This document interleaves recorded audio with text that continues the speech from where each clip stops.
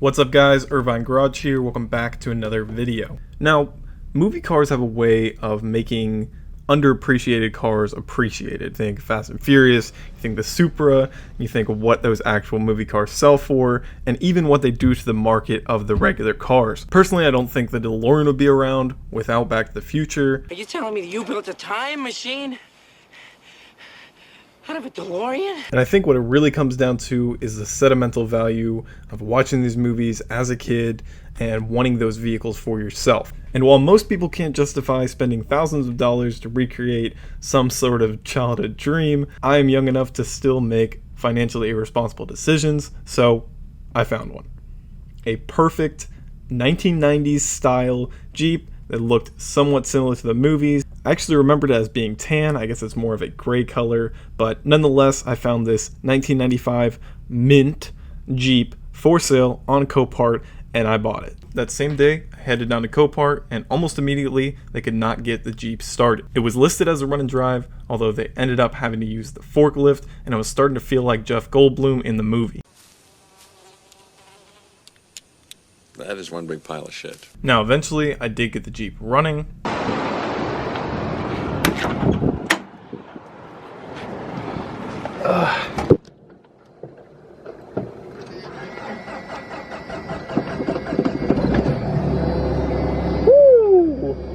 And immediately realized that the Jeep had been poorly painted over. I sat at the Copart lot for about 30 minutes in disbelief and instant regret, and decided to load the Jeep up and just head home.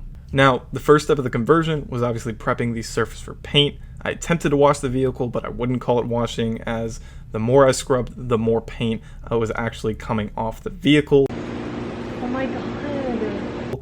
God knows what they actually used to paint this thing, but the vehicle from the outside looked like it had already been through Jurassic Park without any of the necessary vinyl. But at least the previous owner left me a little gift. I went through the car, which I'm going to show you guys at the end of the video, but all I ended up doing was changing out the battery, which was completely destroyed, so the car could at least start on its own power.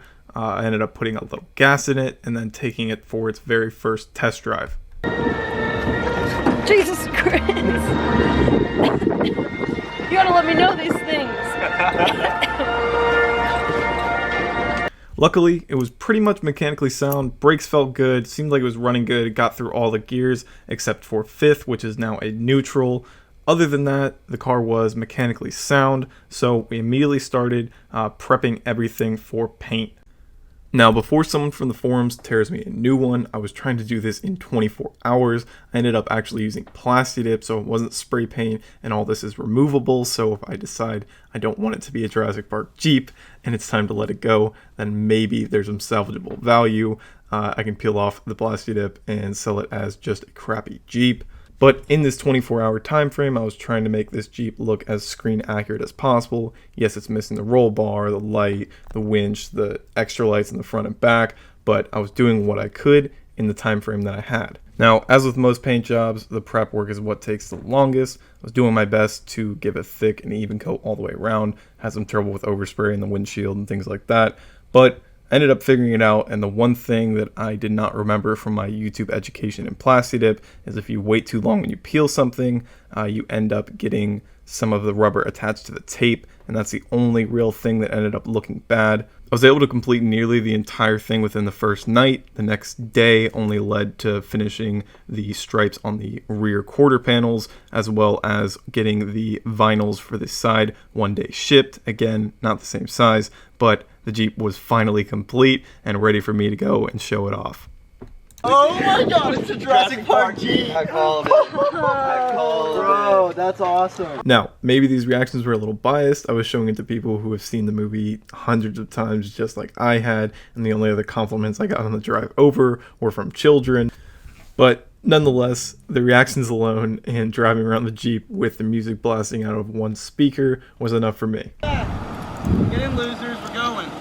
So now the moment some of you have been waiting for, I'm going to take you through kind of a detailed walk around of the entire car. I have had it for a few more days throughout editing this video, so I have done some things that weren't a part of the initial 24-hour build. We're going to go through everything that I've done to the car and then tell you guys exactly what I paid for it and why I think this is the cheapest Jurassic Park Jeep. So now we'll obviously start with the exterior. I did already add some similar lights as the ones in the movie, as well as a winch. You can see none of this stuff's wired up yet, and the lights are rather wired up pretty poorly. It was just a discount job just to take it to its first car show, get some cool pictures of it. I've already been pulled over in this thing. I've already done some stuff to this car. You guys are gonna see that in some later videos, so stay tuned for that. But other than that, everything was done in the first 24 hours. So obviously we got the rims, the stripes, everything came out really nice. You can see it's relatively even. Yes, there's some spots like where the paint, or where the tape picked up the paint, or picked up the plastic tip, and then you can see the uneven right here just from whatever they sprayed this whole car with. You can see the paint over here. It almost acts like carpet when you stain it, and it kind of stays there and doesn't really dry that well. It takes a little while, but as far as the rest of the exterior of the car, this is a 1995 Jeep. So the original one in the movie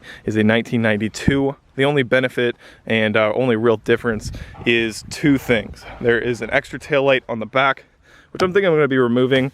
The tire on the back was not the correct rim, so I decided not to paint it. But the only other thing is the galvanized chassis. Now, with most of these Jeeps, they completely rot out, and the frames will rust out and they're completely destroyed.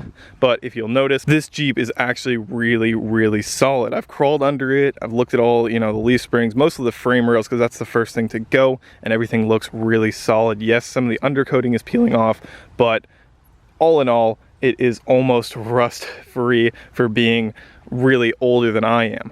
The only other thing on the exterior that you may notice is these logos are a lot smaller than the ones in the movies. This was the fastest thing that I could get to my house in one day shipping to actually make this a true 24-hour challenge. But I may swap them out, may do some nicer things to this Jeep, but let's move on to the interior. So one of the first things you'll notice is in the original cars, they did have carpeted interior. What these people have done has just been sprayed bed liner, and it's not really that bad of an idea. You can see what the original color of the Jeep was there. The entire bottom of the car has been sprayed in this bed liner, and it is pretty old and beaten up. You can see where it's chipping and where it wasn't laid exactly perfect.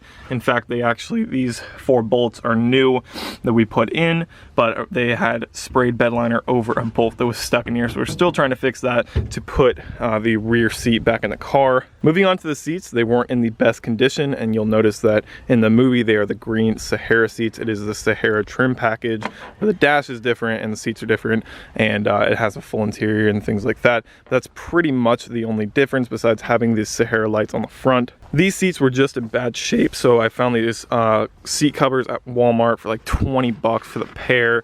They fit the red and black theme. It looked better than the original seats, so we decided to go with it. Now, we did do some work on the interior. You'll notice the steering wheel looks a lot different than when we first got it. I'll put the pictures up as I'm going along over all this stuff. But the dashboard, all the trim in the car, we tried to do the door cards to the best of our ability, and just got everything looking a lot nicer than it originally did. This thing even has an upgraded Bluetooth system that only really works out of the driver's side speaker, not so much the left or the right side, but we are going to be fixing that. Now, I like to think of the previous owner as a closeted Jurassic Park fan. They did spray the entire Jeep tan from being a green. God knows what was happening to the paint. Paint's really not known for holding up on these cars. Most of them you'll see the hood's completely faded off, but the dashboard is obviously painted red, and rather poorly at that. You can see some of the panels just pull right off because they're missing the bolts, and the only thing on the dashboard, and there's no owner's manual, nothing like that, the only thing that is left is one word: Serena. I don't know if that was the previous owner of this car, or maybe it was the girlfriend of the owner, who knows, but that is the only trace I have left in the car besides the carton of cigarette butts that was left in the ashtray. Now, all in all, I won this vehicle for $3,100. Now, I do know that there were extra copart fees and things like that, but all in all, even with the extra lights and winch that I'm not essentially counting for this video because that is going to be a later video, but all in, under $4,000 for a Jurassic Park Jeep.